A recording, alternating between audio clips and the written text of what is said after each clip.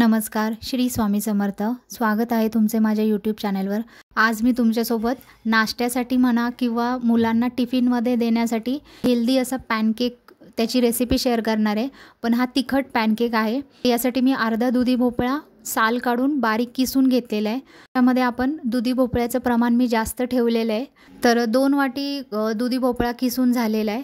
यामध्ये मी एक मीडियम साईजचा कांदा बारीक कापून घातलेला आहे। याच्याबरोबर भरपूर अशी हिरवी कोथिंबीर बारीक कापून घातलेली आहे आणि हिरवी मिरची सुद्धा बारीक कापून घातलेली आहे। जर तुमची मुलं तिखट खात असतील तर त्या अंदाजाने तुम्ही टाका। आणि थोडंसं आलं मी बारीक किसून घातलेले आहे चवीसाठी। आता यात पावडर मसाले घालायचे आहेत। त्यामध्ये अर्धा चमचा हळद, अर्धा चमचा अख्खं जिरं, 1 चमचा मी ओवा हातावरती चोळून घातलेला आहे, 1 चमचा लाल मिरची पावडर, अर्धा चमचा धने पावडर आणि चवीनुसार मीठ घालायचं आहे। आता हे सगळे पावडर मसाले दुधी भोपळ्यामध्ये व्यवस्थित मिक्स करून घ्यायचे आहे, म्हणजे याला पाणी सुटेल।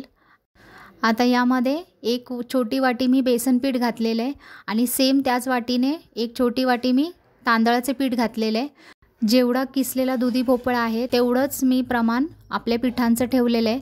आता थोडं थोडं पाणी घालून याचं आपल्याला बॅटर बनवून घ्यायचं आहे।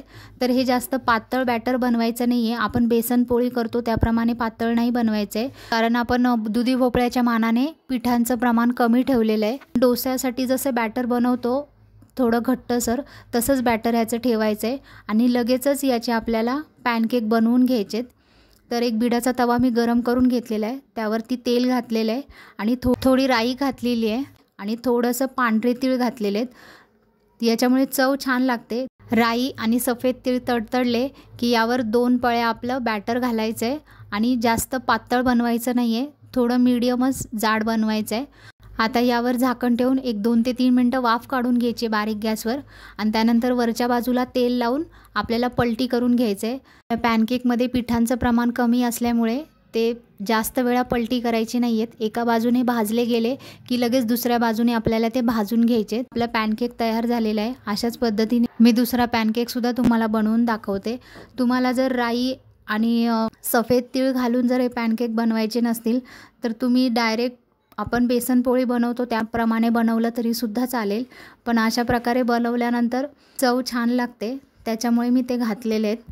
यामध्ये तुम्ही गाजरसुद्धा किसून घालू शकता किंवा पालकसुद्धा बारीक कापून घालू शकता। टोमॅटो सॉससोबत किंवा हिरव्या चटणीसोबत खूप छान लागतात हे आणि लहान मुलांना टिफिनमध्ये देण्यासाठी एकदम हेल्दी रेसिपी आहे। तर आजची ही रेसिपी नक्की ट्राय करून बघा। व्हिडिओ आवडला असेल तर लाईक करा, चॅनलवर नवीन असाल तर सबस्क्राईब करायला विसरू नका। व्हिडिओ पूर्ण बघितल्याबद्दल थँक्यू।